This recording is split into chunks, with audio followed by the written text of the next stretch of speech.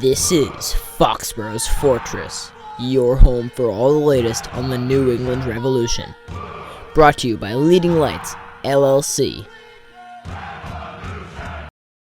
Hello and welcome back, everyone, to Foxboro's Fortress, your home for all the latest on the New England Revolution. Again, I'm Cecil Kenney.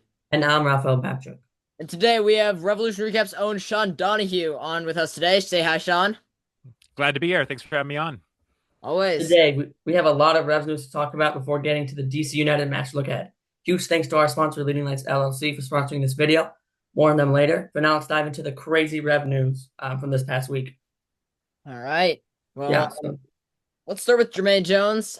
He's told this story a few times, but he brought it up again with the Thomas Muller situation with Vancouver. Discovery rights. Not my favorite to be completely honest. It's a weird rule. And he told the story about how he was planning on going to Chicago, and then he was told that he would have to go to New England, because of discovery rights and behind the scenes deals. I really don't like discovery rights. It is the dumbest rule I think I've ever come across. It's not a good one. It's not a good one, that's for sure. It is. Yeah. I'd say that and like GAM, I don't really like too much either. But Yeah, GAM and TAM. it is discovery rights, especially as kind of something that I don't really like, even getting into, because it's also like confusing for people who didn't know about it. Like some people from my family, I was telling them about the Thomas Miller thing, and I was speaking about this, and they have no idea what discovery rights are. So it's like if you want to even speak about any of those things, you have to explain a whole new topic. It kind of just gets away from the actual game. Yes, I think there's a few things here. I completely agree with you guys. I think discovery rights are very dumb. They should not exist. When you're talking about a guy like Thomas Muller, nobody is discovering Thomas Muller. Everyone knows who he is. Yeah. Like it's a joke, right? It's Yeah. a complete joke. I actually don't think Jermaine Jones was discovery rights. I think the Jermaine Jones situation was also ridiculous. But I think back then, which was 2014, there was some rule where if somebody's coming back to the league and their salary is of a certain threshold and the league is signing them, I think it might have particularly been U.S. national team players, that, it skipped the allocation order, it skipped discovery rights, and whichever team was willing to pay that salary got him or is put into a blind draw. And I think with Clint Dempsey, Seattle was the only team that could afford him. So he went to Seattle. With Michael Bradley, he was paid an insane amount. Toronto was the only team willing to pay that, so he went to Toronto. And then with Jermaine Jones, so there's a lot of different stories out there about what happened with Jermaine Jones. This is at least the third time he's said it was rigged, dating back to at least 2018. Brian Below, the Revs president, denied it multiple times. So you can take whoever side of that story you want. And then we actually had Jay Heaps on our podcast 5 years ago, and beyond what Jermaine Jones said about the draw being rigged, he also said like Chicago was the only team that had contacted him, or was the first team that had contacted him. Jay Heaps said that they actually contacted him before Chicago, which goes against what he said there. And then the Revs weren't sure they could afford him, and then Mike Burns didn't want to necessarily spend the money, and then they went up to Bob Kraft, and eventually he said, we got to get this guy, and that's how the blind draw happened. Whether it was rigged or not, I don't know. I don't think Jermaine Jones is the most reliable spokesperson. Just back in the fall, I think he was suspended from coaching for not creating a hostile environment for his players. So this is a good thing to kind of take the attention away from that. And then I think back in 2018, when this came out, it was a similar time to win. At that time, I think it was when he was being accused of stalking his ex-wife's friend or boyfriend or whatever that was. So it may have been rigged, but I would love to hear it from somebody other than Jermaine Jones, because I feel like he's not the most credible person to hear that from. But to the discovery rights point, it's ridiculous to say you discovered some guy like Thomas Muller. That's just stupid. But congrats on Cincinnati for somehow discovering him. Yeah. Not sure how they're pulling that off. If they discovered him, I'm surprised he hasn't been in the league prior to now, but who knows? Yeah, who's heard of that guy before? I mean, come on. Yeah. Obviously, I think it's just a mechanism that the league put into place to save themselves money, right? Because it's a single entity, right? So every team is 51% owned by the league and 49% owned by an owner operator. So with discovery rights, in theory, if one team discovers a player, you don't have two teams that are within the single entity competing against each other and driving up the salary. So I think that's probably the logic behind it. But from a player's perspective, and when you're talking about like a big name player like that, like it's a deterrent for them coming to the league, right? Because they want to pick which team they're going to. Also, fairness to them, they probably should be having teams negotiate against each other. But I assume that that's why the league put that into place. I think it's outdated and needs to go. Yeah, I think it's probably to help like the smaller market teams, but at this point, if you want a player, Take the training wheels off. yeah, like y'all been Yeah, around for what, 30 years now? Y'all gotta get your act together. This is not this is weird. Moving on to Thomas Chunkalai. Last episode, me and Raph covered the his semi-cryptic Instagram post that he like came out with about like moving on, and then reports came out that Estudiantes of Argentina were interested in him. Um, yeah, I don't know yeah. if those two things are related, but I think they are interesting. It'll be closely interesting. related. I think It'll be that interesting to see we're how gonna that part plays ways. out. Yeah, I think we're gonna part ways with him. I don't want to. I think Thomas Tronklai is a great player. I think he's been solid for us this year. Obviously coming back from his injury, and he's scored a couple goals, not too many, but I mean I think in no way I don't think these aren't related. They've he came up with this post a couple days later. We figured out all this news, so I feel like there is something. I think not now, but at the end of the season, or maybe even before the end of the season, like midpoint, closer to this. He's gonna go. Not that I want him to, but I think that's the point where we're at with Chanclay. Also in Argentina, he's Argentinian. Always, if you're from that country, you always feel more at home. I would like to say. So I have said I wouldn't want him to go, but I have a sense that he will. He will end up parting. Yeah, I think he's a good player, and I think he's still coming off that injury, so he's probably still not 100%. And by next year, he probably will be. So I do think it would kind of be a shame if he left. At the same time, if you look at just his performances this season, is he living up to his DP tag? Maybe not.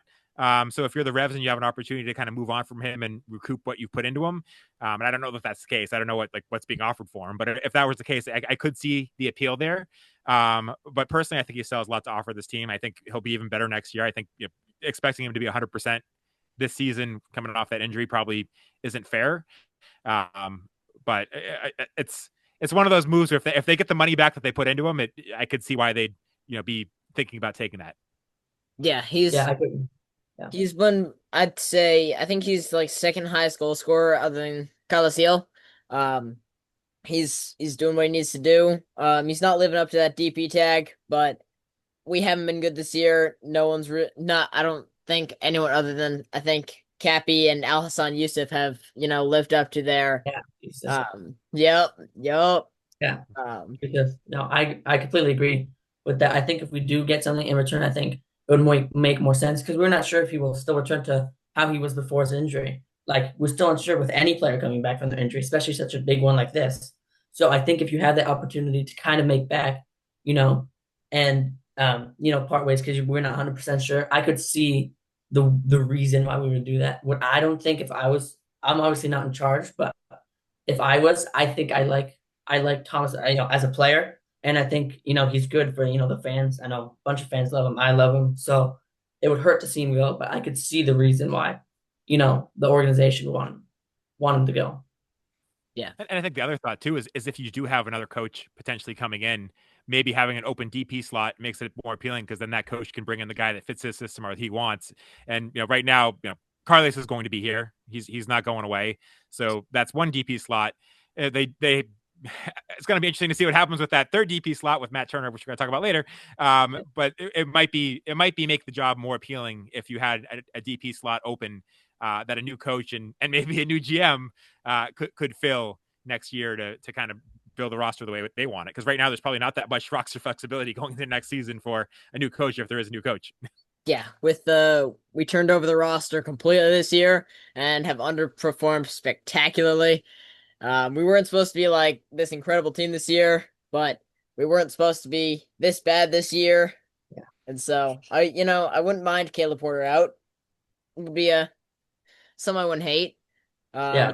So it's a hot take right there, see. So I don't think other Reds fans agree. Caleb Porter, I mean, he's been so good. I mean, look at him. He's not bottom of the table, so well, we can say that.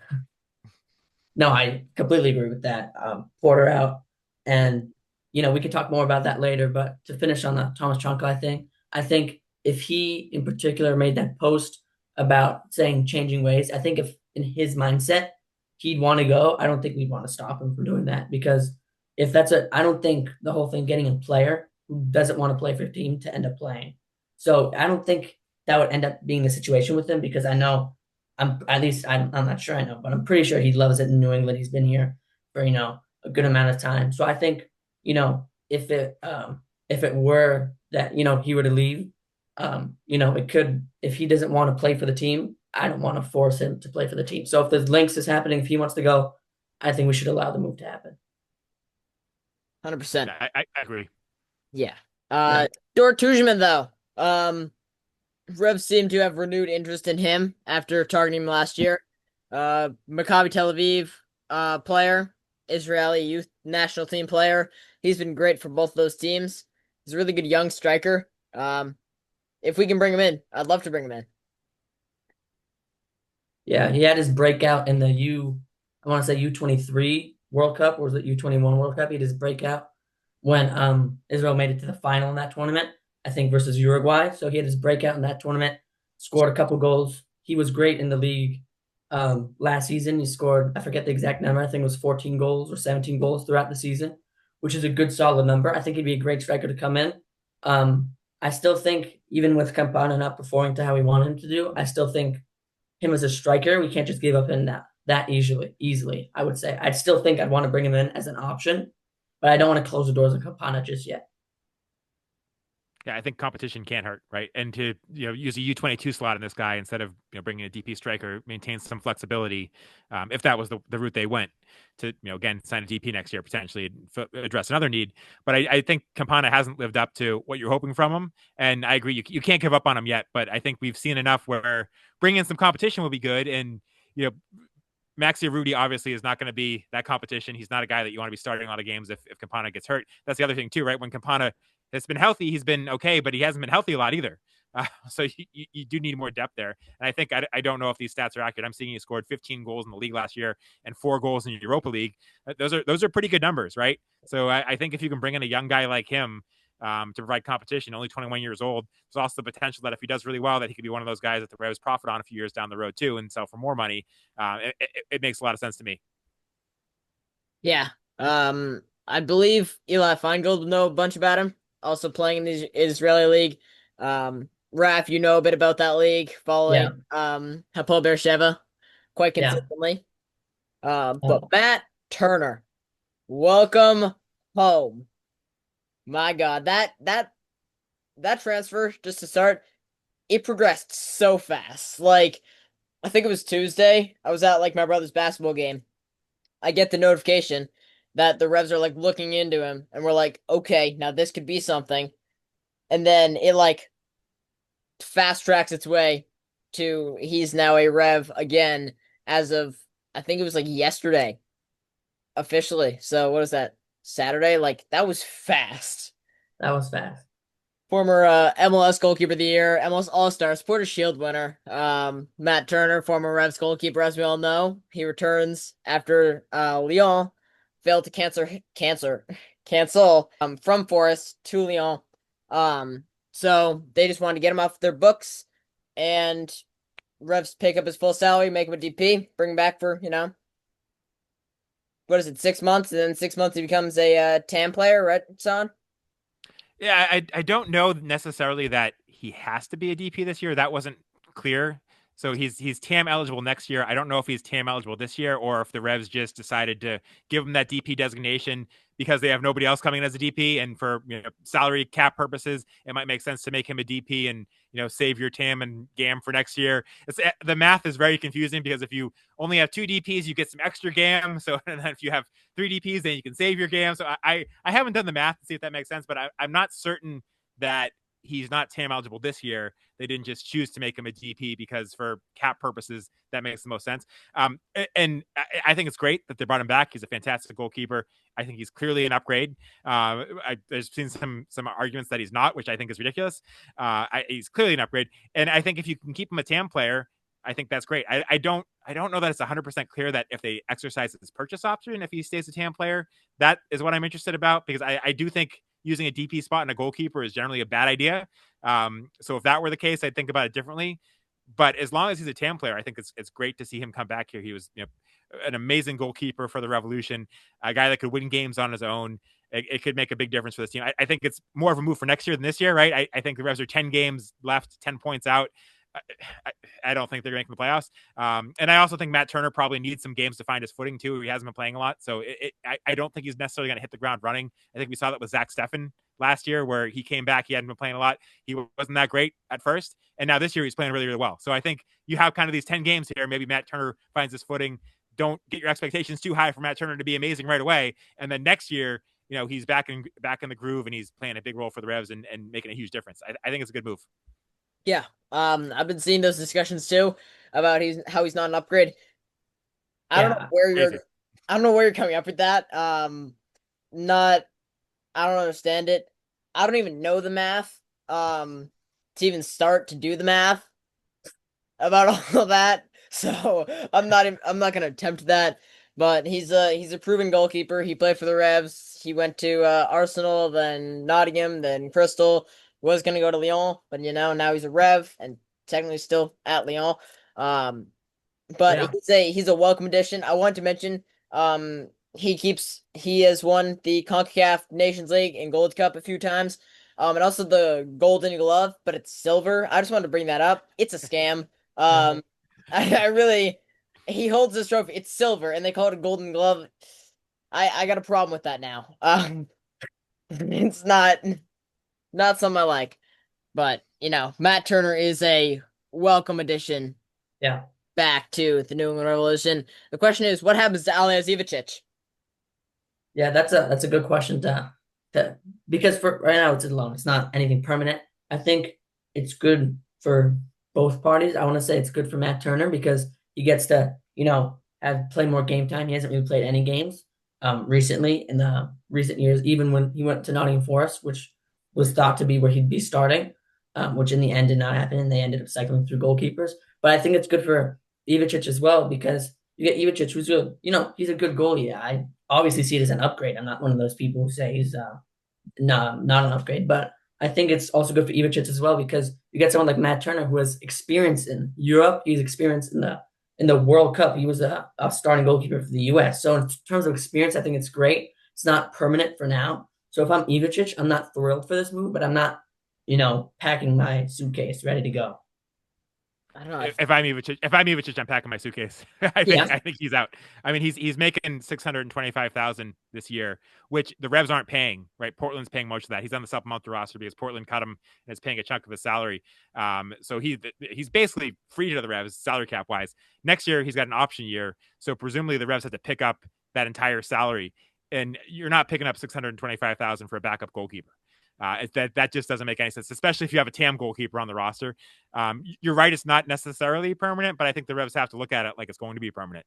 And so I think if you're Ivacic, this is it for you, right? You may have these last 10 games. I don't know if there's another team in MLS willing to trade for you. I mean, there might be if you can get a goalkeeper like Ivacic on a supplemental roster spot for 10 games and you're a playoff team, like that's a great thing to have because you're having a experienced MLS goalkeeper that doesn't even count against your salary cap.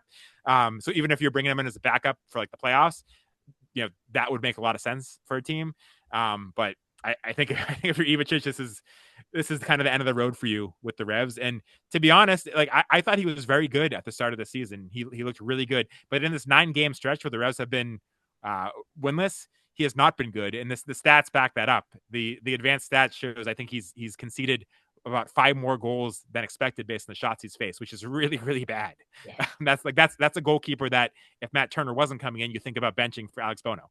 So to me, the timing of this kind of works out for all parties involved except Ivacic. But I expect that, even if you're not certain Matt Turner's going to be here beyond, June of next year, that they move on from Ivacic either way, because you can't have a backup goalkeeper on your roster making 625,000 and be a successful team when your starters on TAM money. Yeah, that's not what we want to see. I didn't even know about the how he was on the supplemental roster. Um, Still don't know any of that. MLS is too confusing for that. It's just Yeah. bit confusing to me. But No, he's a great deal right now, but it's yeah, not lasting past this year. yeah, no. I had thought about I know Montreal's keeper Silva is being looked at by a team in France.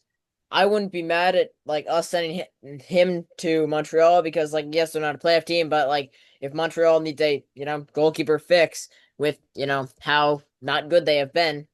I can't really say that because they beat us, but uh, you know, I wouldn't be mad at we send him to there. We get Matt Turner, and then if Matt Turner wasn't coming, I was willing to start Alex Bono either way because he just seems like a really fun guy. Um, you know, why not put him in net? Seems like he brings some energy to this team. Like, you know, but welcome back, Matt Turner. We're really glad to have you. Um, yeah, and then Raph, you want to pick up on the Carlos Hill debate? Oh yeah, I wanna resume, not resume. I wanna clarify some things. So over the last week, right after my statements to Carlos Hill, I've been getting some backlash, some approval, some disapproval. So I just want to clear things up. It's not anything to add to this.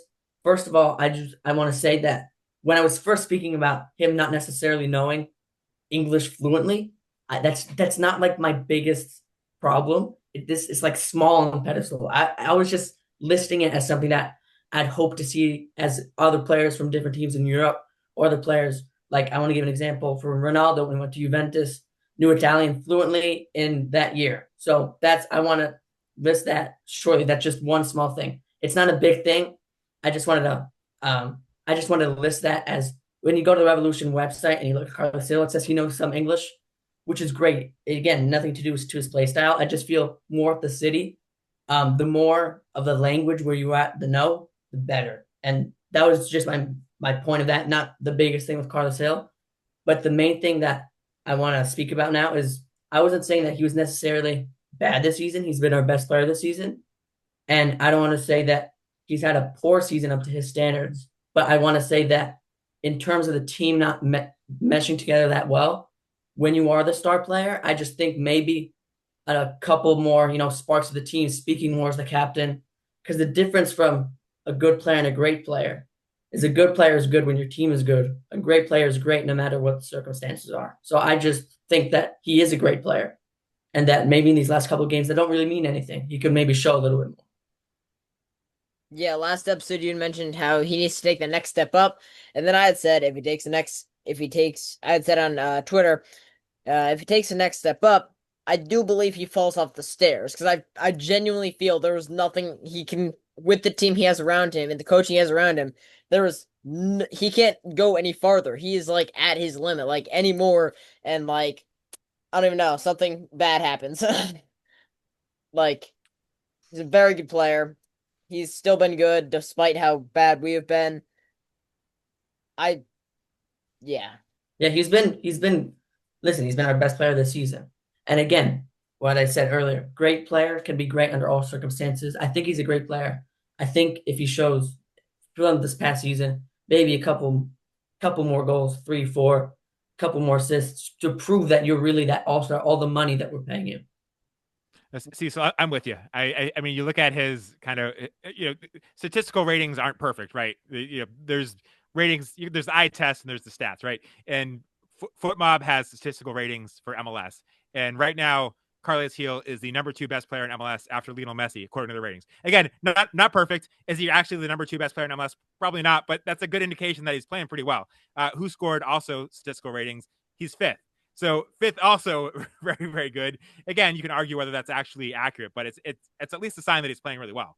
And so I would also say his English has gotten very good. I don't see him using a translator at all anymore. So I don't think that's really, it might have been an issue early on his time here. I don't think that's an issue anymore. And I've had complaints about him in the past, in particular that he's gotten too involved with arguing with referees and it's kind of taken him out of his games at times. I actually haven't necessarily been as frustrated with that this season as I have in past years. So to me, I see times where maybe you wish he'd get his teammates more involved and make the pass where it almost seems like he doesn't trust his teammates this year. To be honest, I don't blame him. Yeah, I don't think they've I don't given a blame reason you to do it. I don't think they've given a reason to do it. So I have a hard time kind of being too critical of him because I think he's been clearly the best player on the team. He's been arguably, at least a top 10 player in the league this year. So I don't think you can really expect too much more out of him. I think what he's done with the kind of the crappy performances around him has actually been quite impressive. So I've seen several people have similar comments to you. You're not the only one that's made this comment. I know there's a lot of people that agree with you, but in my personal opinion, I'm with Cecil on this one. Yeah. I rest my case. Raph, you got anything else to add? Hey, this is great. Love these topics of debate. Awesome. Well, with that, I'm gonna pass it over to our sponsor of the episode, Leading Lights LLC. Unlock the power of your platform data with Leading Lights, experts in transforming raw numbers into compelling benchmarks. Leading Lights helps a variety of companies turn insights into engaging stories that drive growth. Elevate your brand with data-driven content that captivates your audience and sets you apart from the competition with Leading Lights. Visit their website at leadinglights.io to see how you can transform your platform data. Hello and welcome back, everyone, to Fox's Fortress, your home for all this on the New England Revolution. Again, I'm Cecil Kenney. And I'm Raphael Babchuck. And we got Sean Donahue over on the other side from Revolution Recap. We're jumping into that DC United match. Look ahead. They ain't good, though. Although, when we played them the first time, I mentioned they need to start playing Gabo Priani. I don't know if there was an injury involved prior to that, but since then, he's been playing consistently. He's been scoring consistently. Hire me, Revs. I've proven decision making right here. I will trade for Gabriel Priani. Let's go get him. Heck, maybe even Benteke. Destroy their team. But yeah, Revs should really hire me. I can make a really good head coach or sporting I think manager. anybody would make a better head coach than Caleb Porter. Maybe not anybody, but most people we could say. Most Revs fans who pay attention. I don't know, Raph. I don't know about you, but No, I think I'd make a excellent head coach. But I tend to disagree. What are you going to do to Cappy if you get on that? Like, I'm gonna say you've been amazing. Keep up the great work. Maybe improve it like a teensy bit, but keep up being the best player in the team. maybe learn some English. Like, That's not. Maybe that's what the first thing I'm gonna go in. oh my God. Okay. They have been good. They are 14th in the East, 4-7-14. They also haven't won since May 31st. That was the same deal for the Red Bull and now them. We lost against Red Bull after taking the lead. Don't want to talk about that ever again. Yeah. And then when we beat someone on May 31st, it was Montreal, and we played them like 2 weeks ago now. We lost. So if we don't win this one, like, I was really surprised that we didn't fire Caleb Porter this week. I'm just like, I mapped it out. If we don't fire him two after the game, like a Gerard Mayo situation, he's not getting fired during the weekend. If he doesn't get fired Monday, Tuesday's the last realistic day. None of that happened. And now we're sitting here with Caleb Porter somehow still as head coach, and he better get fired less than 30 minutes after the game, like in the locker room. I better see like Jonathan Kraft walk down those steps. Caleb, pack your stuff, you're out. Like, I need to see that if we lose this game. There's no ifs, ands, or buts about it. He has been. Yeah, he's been not too good. But let's talk about DC. They haven't been too good recently. They haven't won in a while. They haven't won a single game in the last 5 matches. Just recently we haven't been good either. But specifically in this matchup, I think if Caleb Porter wants to win, if he wants to keep his job, which I don't think he should anyway, it would have been a perfect week to fire him this last week. But I think if he wants to keep his job, I think this is the perfect game to do it. I thought the same thing when we played Montreal. Didn't happen. But I think DC's a team that, yes, in the first game it didn't go how we thought it would. But I think if he really wants to stay in New England, I think he can motivate his players to beat this team because this team's not too good. It is very hard to find a team that's in worse form than the Revs right now, and DC is that team. So yeah. there's no excuse in this game, right? You're home. You've had 2 weeks to prepare for this game. Even the Montreal game, you were missing Ceballos. I don't think just argue. I think clearly your best center defender this season. So he was out for that game.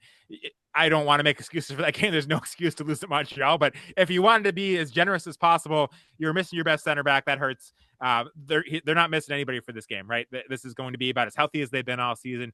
Matt Turner, I would get is probably going to start in this game, even if he's not 100% ready. I would bet he starts this game. So, there's no excuse for this game. And if you didn't fire him after the Montreal loss, I don't know what you were doing. But if you lose to DC United, what is the justification for keeping him on other than like the season is over? Let's just run it out so we don't have to pay him out from his contract and hire somebody else, right? Like, Yeah. At that point, fire him and have an assistant be the interim for the rest of the season. Because the season, if you lose to DC United, the season's over, right? Like, you're not. I mean, it's probably over anyways. But if you lose to DC United, like, we can stop pretending the playoffs are a possibility. So at that point, like, what are you doing? But yeah, Gotta win 7 matches, I think, 21 points ish. We have 10 games left.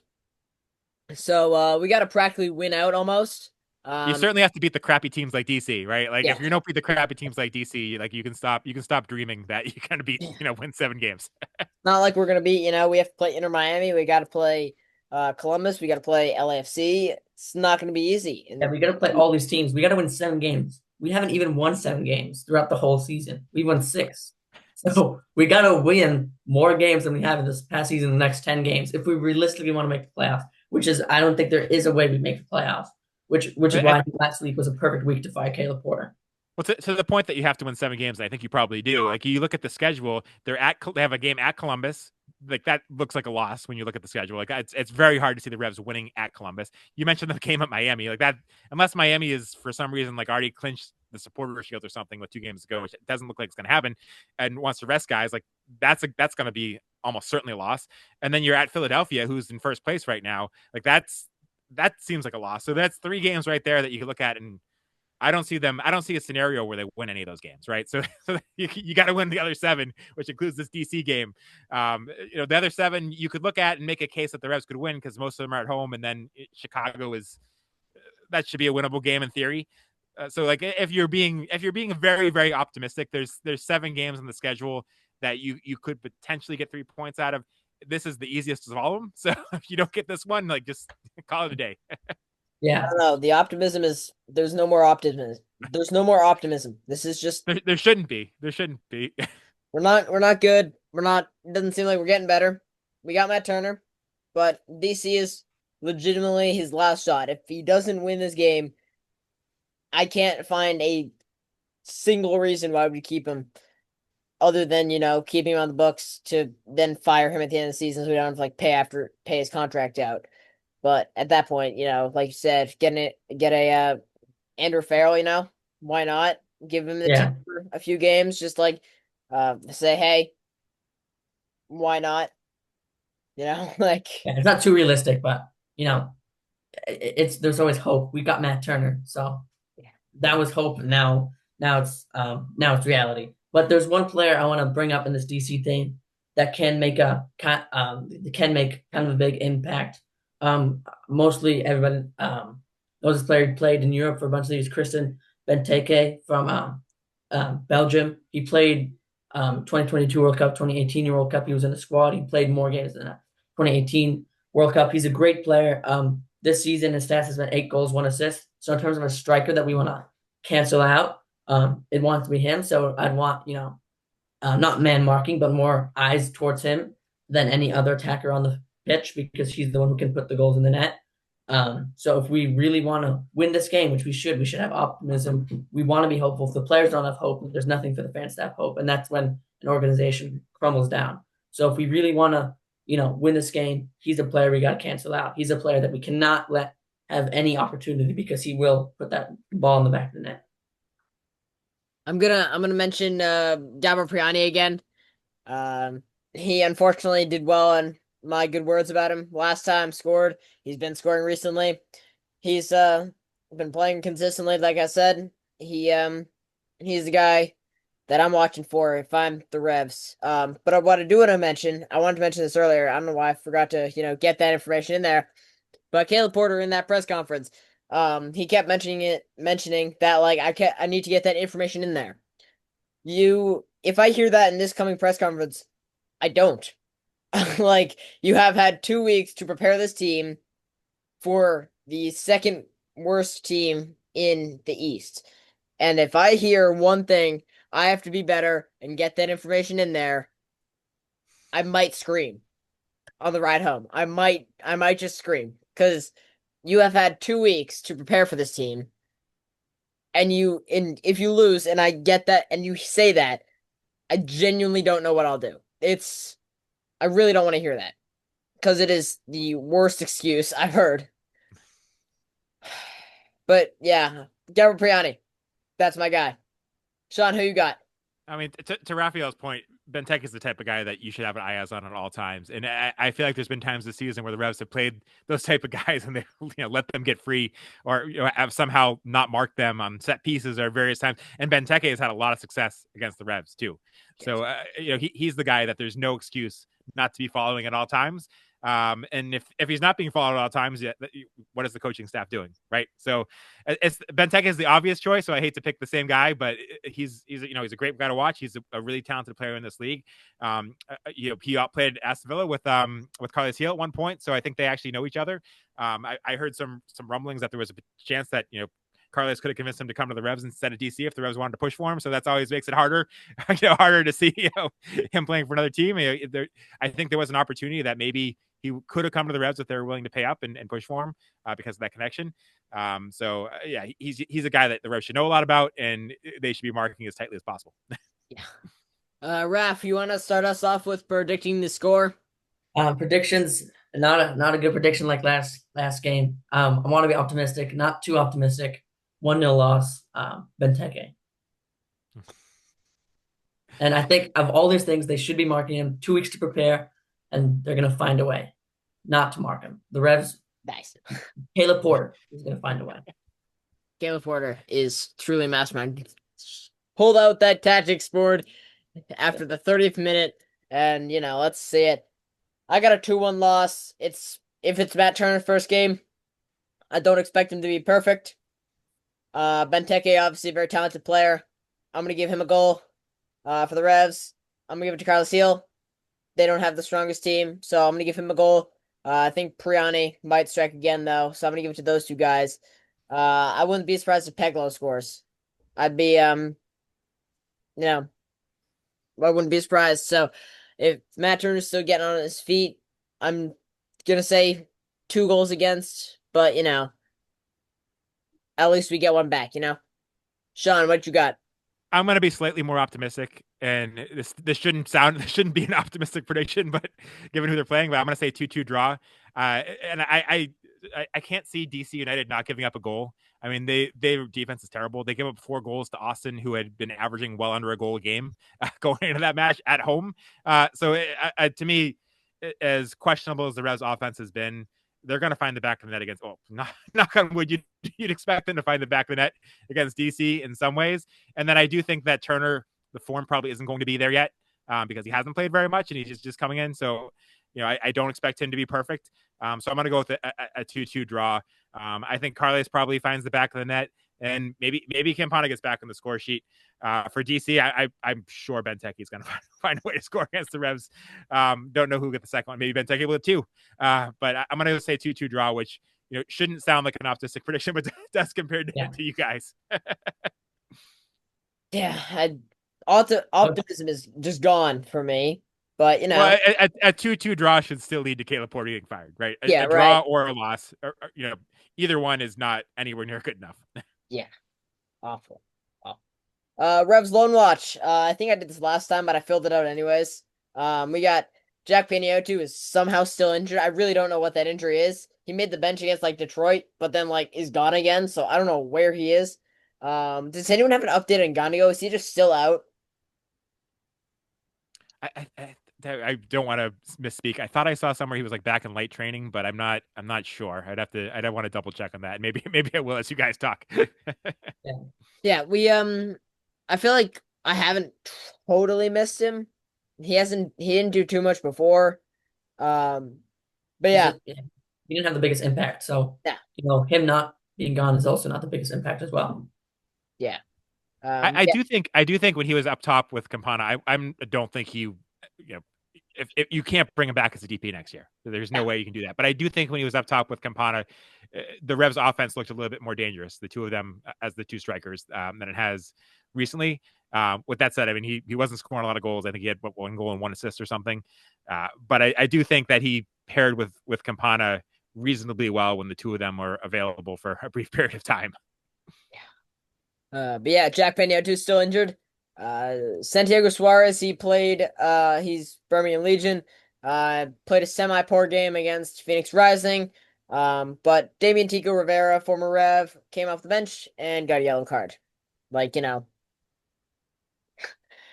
then, you got Max Weinstein. I don't know how you say his last name. Somewhere close to that, though.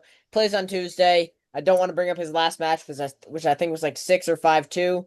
Um, on the he lost end as he was starting a goalkeeper. Oh Don't yeah, I remember that. Yeah, wasn't the greatest showing. I don't got too much more to add except for I don't know how I've gone most of the episode without mentioning Alison Yusuf more. Um, Ra That's an improvement. That's an improvement. You've been mentioning too much. This is good. I beg This to is differ. Thank you, Cameron, for pulling that together. If you saw our Twitter post, and I think I put it on Instagram as well. Um, you know, and I didn't talk about Luca Langoni at all. He hasn't really stuck out to me after hitting the post. I think way too many times out of the times he should have made it. Um, yeah, but So right. so Yeah, go ahead. just really quickly, what I could find on Gonna Go is that on July 15th, which was more than 2 weeks ago, Seth Maycomber reported that Gonna Go was 2 to 3 weeks away from coming back, according to Caleb Porter. So theoretically, that would mean he should be back for the DC game. Yeah. I haven't heard any updates since then, so I don't know if that's true. But one interesting question there is the Revolution's international player slots, because Chancellay came off the DL when Gonago went on it. Is that I have to check the timeline, but they didn't have a international slot for Chancellay, and then I believe with him going on the DL that opened it up. Didn't I'd have to double check. So I don't. Do they have an international slot to I think bring I think Gonago off? I think a Rudy got a green card in that time, and so I Okay. think that might have freed it up. Um, but either way, you got a point there. I don't got too much else to add. Raph, what about you? Um, hoping for a win. I'm not expecting one. I'm not hoping for a win, and I don't expect one either. Um, Sean, what you got? Yeah, I mean, I think this is one of those games where if they don't get 3 points, anything less than 3 points is unacceptable. Uh, so you got to move on. You got to move on from the coach. If they don't, I don't have faith that that's what's going to happen. And actually, what I'm looking at doesn't have a Rudy on an international slot, so I don't. I'd have to do more research into that. But I'm wondering if that's something they have to fix. Which again, bringing Matt Turner back, if you move on from Ivicic is taking up an international roster spot. So that Sure. could be another reason to try to move on from Ivicic at this point if they can find a suitor. Very true. Um, Well, that's gonna do it for me. And I think this episode, if you haven't already, go follow Sean L. Donahue over on X.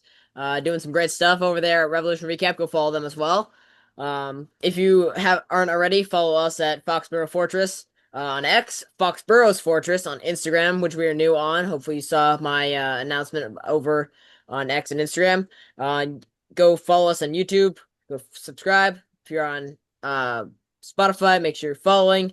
And make sure you go check out our newest venture with Cameron Benefit and his journalism program over there with Foxborough Footnotes, your new weekly Revolution um, newsletter, I guess, where we write about the Revolution news. Um, Comment or DM us with any questions or comments. Thank you, Leading Lights LLC, again for sponsoring this episode. Next episode should come out Monday. But this was Foxborough's Fortress.